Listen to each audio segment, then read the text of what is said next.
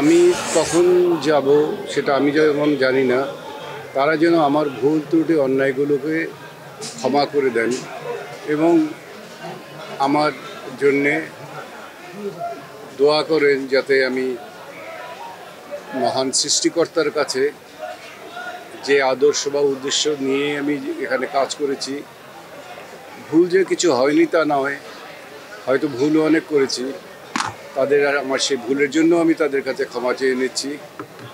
আর আমার আগামী দিনে যখন আমি সৃষ্টিকর্তার কাছে যাব, সেই সময় যেন আমি একটা নীতি বা আদর্শ নিয়ে বা একজন সঠিক মুসলমান হিসেবে আমি সেখানে আল্লাহর কাছে আমি যেতে পারি।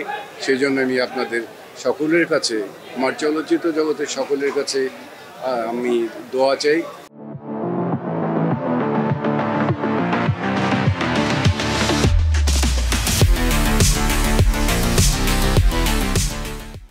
আপনারা দোয়া করবেন আমার জন্যে।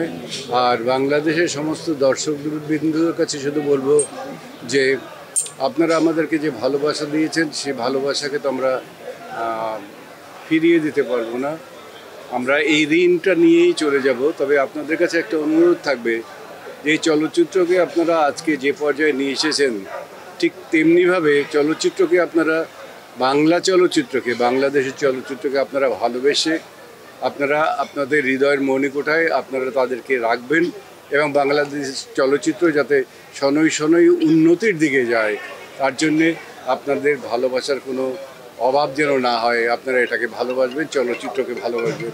আপনাদের জন্যও আমার রইল অনেক অনেক শুভেচ্ছা, ধন্যবাদ আপনাদেরকে।